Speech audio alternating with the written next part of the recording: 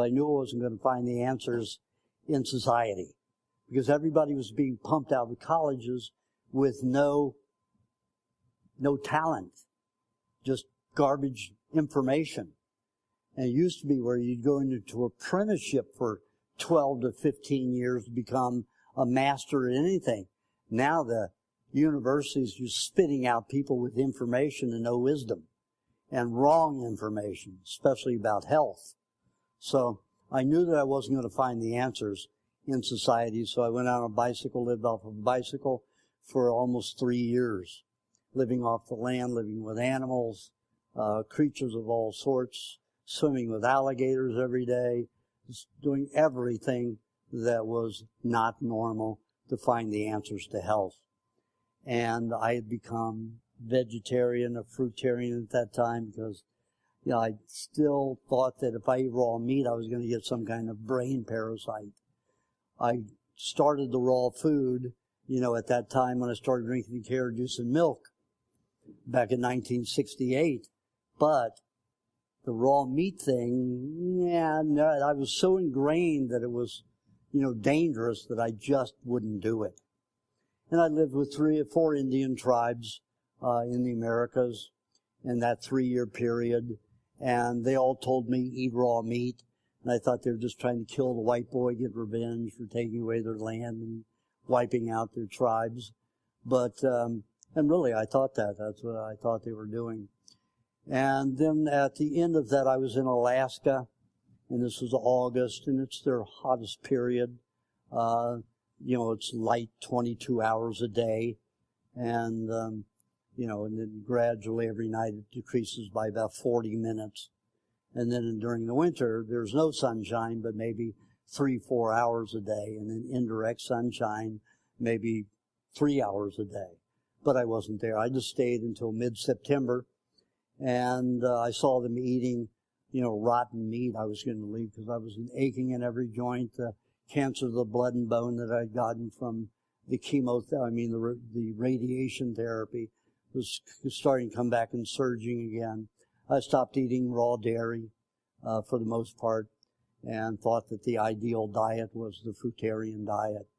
And I went down to 98 pounds. I'm 182 right now, so you can imagine what I was at 98 pounds. 96 I got down to for a short period after a fast, but I was averaging around 98 pounds. So, and I saw them uncover this rotten meat. I didn't know it was rotten meat. They had this these hides that they unraveled, and there was this moldy mass in there. It was patinaed black, white molds, all this fungus all over it, and it's reeked like an abandoned 3-day-old slaughterhouse. Reeked. It was so nasty smelling that it would give me, that it would give me the feeling of wanting to vomit. So there was when they pulled one of those out of the ground, there was a bird call that came up from downwind, and the guy the Eskimo wrapped the hide, buried it in the ground, put the dirt over it again. Why'd you do that? And he said, well, the bird calls signaled that they couldn't smell it half a mile downwind, so we have to make sure it's that ripe before we eat it.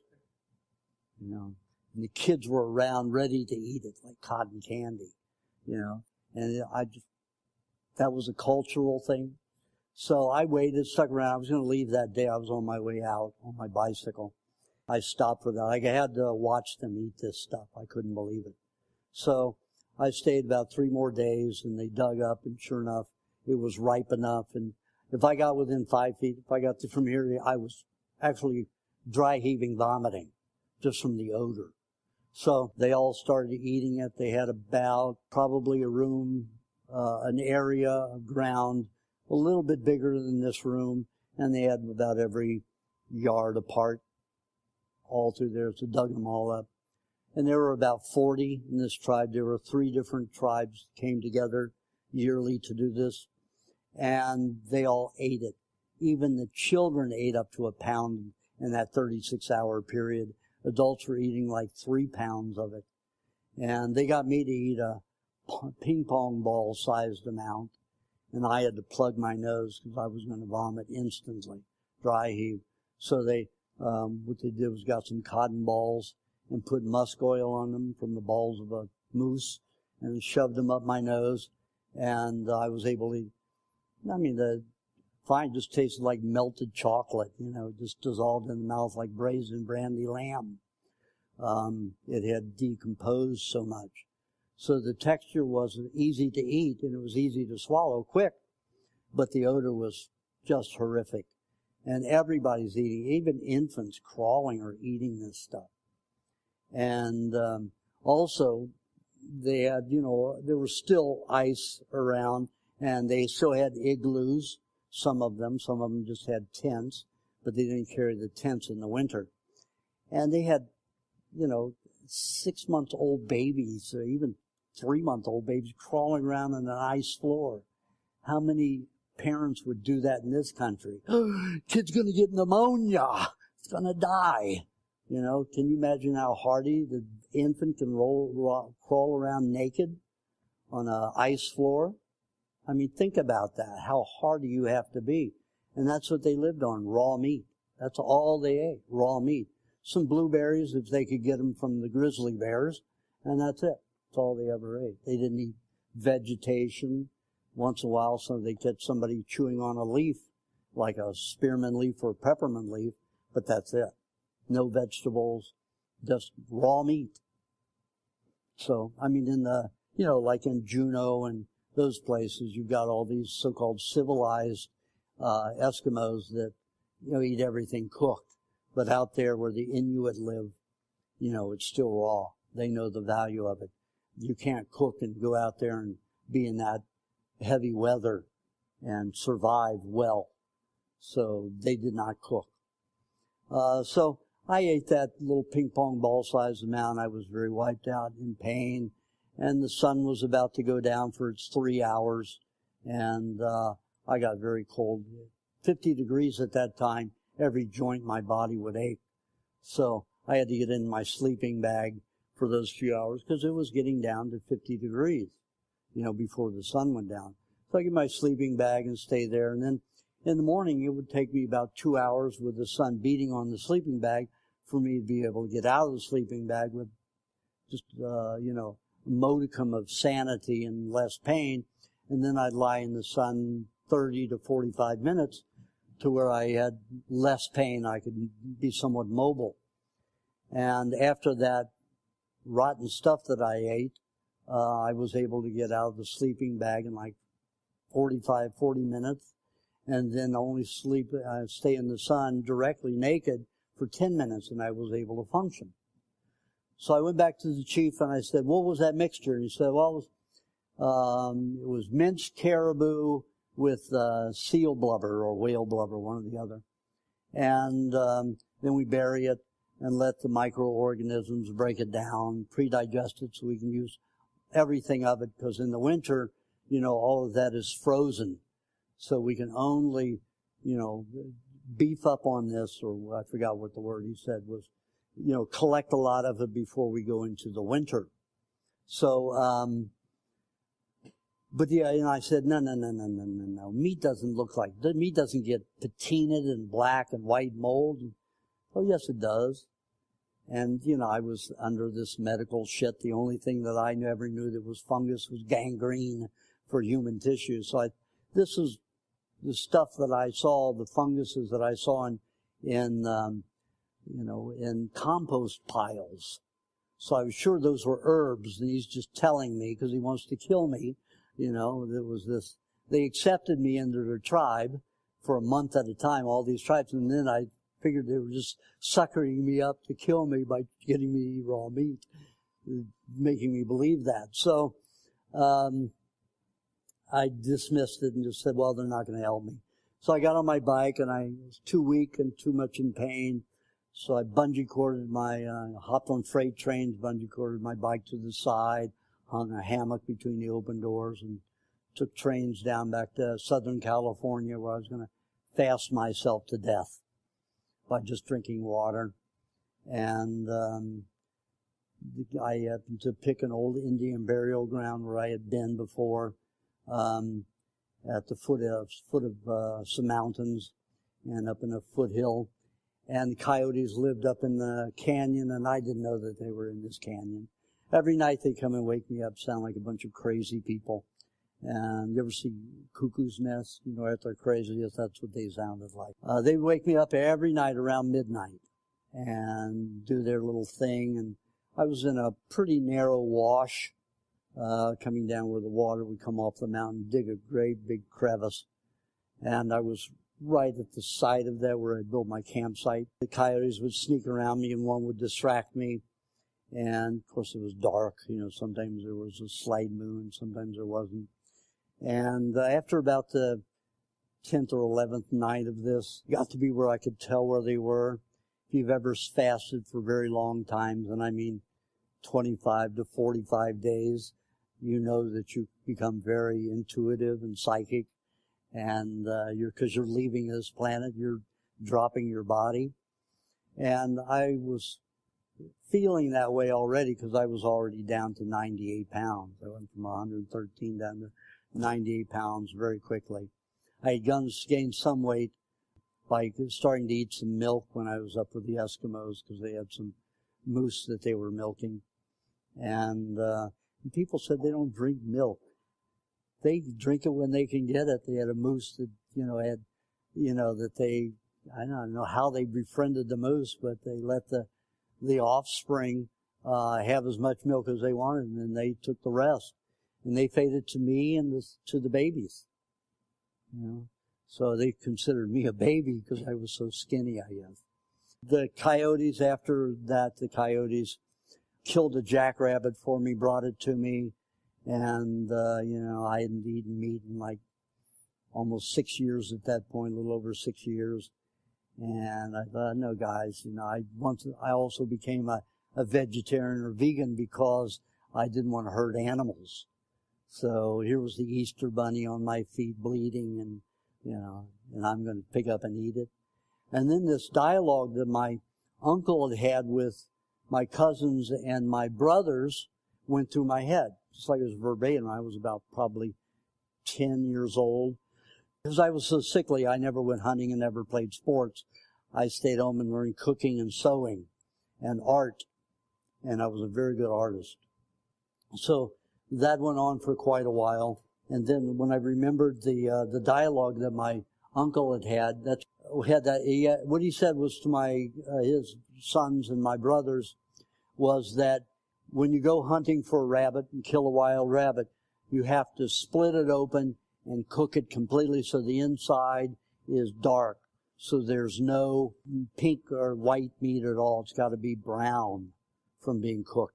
Because there's a microorganism in wild rabbits that will take over your digestive tract in like 48 hours and kill you in 48 hours.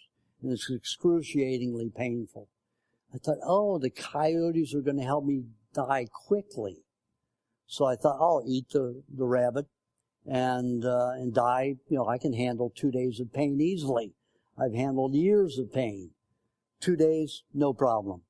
So I ate the rabbit. I ate about 3 pounds of it. It got to be delicious. I vomited it. It was raw, and yucky. So I vomited the first time, then I psyched myself out to eating the rabbit, and I ate it. And the more I ate, the tastier it got until I was just so full I couldn't move. And those jackrabbits are about 7.5 pounds, adult ones. This is about a year old, so it was pretty tender. So I ate 3 pounds of coyotes, shared the rest of it. I went back to my campsite to die, and I knew I was dying because I felt good. I mean, the only times I had ever felt good in my life was in near-death experiences. I died twice on an operating table, and I hovered over the body and left it. And when I left that body, the farther I got away from it, the less pain. By the time I got about 6 feet away from it, there was no pain. It was all associated with the body. And I was feeling that way as I was walking back to my campsite. So I thought, I'll be dead in a few hours. This is great. So I got back to my sleeping bag, woke the next morning, I'm still in my sleeping bag, and I hadn't died. I'm not feeling, I felt my pain. It wasn't as bad. I was able to get on my sleeping bag in a matter of 30, 45 minutes, 40 minutes again. I was able to lie only in the sun 10 minutes. I was functional again, like when I had the rotten meats. I was very delighted about that. I thought, I'm going to die easily. I have no pain. No severe pain. I was still going into the plow doing spinal twists for my back. No stomach problems at all. 2 days went by, nothing. I felt stronger than I ever had in my life. I had feelings of strength in my muscles for the first time in my life, and I'm almost 30 years old, working on my 30th year at this time. Then 3 days went by, nothing. And I said, okay, another lie by the medical profession. I'm going to get a brain fluke from eating high meat, and I'm going to die from rabbit flukes. Microbes or whatever it was going to take over my intestines. Lies, lies, lies. So those Indian tribes, all 4 of them were not lying to me. Eat raw meat. So I got on my bicycle. I went because there were only rattlesnakes and scorpions and tarantulas and some chipmunks. And boy, that certainly didn't fill me. The snake did, but it's very hard to eat. They got so many ribs. It's like, eating ribs, tiny, tiny ribs and it does not taste like chicken. It tastes like fish when the snake is raw. So I got on a bicycle and went around to the farms around there. It was a farming community, and made deals to shovel manure to milk goats, cows, slaughter, do whatever I had to do on the farms in exchange for food. And all I wanted was chickens, beef, unfrozen, butter, cheese, all the dairy I could consume, and eggs. So that's what I lived on, nothing but that for 2.5 months. I gained 55 pounds. For the first time in my life, I was able to do physical work and enjoy it with literally no pain. So I was ecstatic. So at that point, after 3 months, I went back to L.A. to spread the word, raw meat's the answer, and they all said, you're going to get a brain fluke and be an idiot. And I said, I've been there and done that, all my life, and this is working. It's actually working. I can feel alive. I do feel alive. And it's the first time in my life that I've ever felt this way. So I was very happy. And I continued eating that way, but only 3 days a week did I eat raw meat. I mostly stayed with raw dairy and eggs. And then and I got better and better. Got to be where I could, I could run up to 13 miles a day. First time in my life I got athletic. But then after about a year of that, I said, why am I doing this? Because I could. But then I had no interest in going out there and spending my time running around. I'm more of my brain seems to work better than my body, so I like to think a lot and read a lot and learn a lot and experiment and do, projects, inventing stuff and stuff like that. So that's what I started doing. And I accidentally ate a poison mushroom in 1981. It was the death cap. I ate enough to kill 15 people my size. So I was in severe pain and cramps and spasms and epileptic fits for about 10 weeks. But I survived it. I knew what to do. They say it destroys your liver and your blood. Well, I forced myself to eat anywhere from a half to a whole pound of butter, raw no salt butter daily, even though it caused severe pain. But I knew the only way I was going to save that liver was to fill it with fat. So I survived it, and here I am today. Anyway, I'm working on my 67th year, so I'm way beyond dying, and, I'm doing pretty well. So I don't do anything that doesn't make sense and doesn't work, anymore. And this diet may not be the most appealing thing and get a lot of criticism for it, but nobody can say that they're alive after what I've been through. And with All the people who've been diagnosed with even 3 of the 4 cancers that I have, nobody in history has lived over 3 months after diagnosis. I'm 46 years beyond death, my death sentence. So it works. And it works for everybody who does it. Okay, now we're going to take a break now. I'm going to have a workshop after this.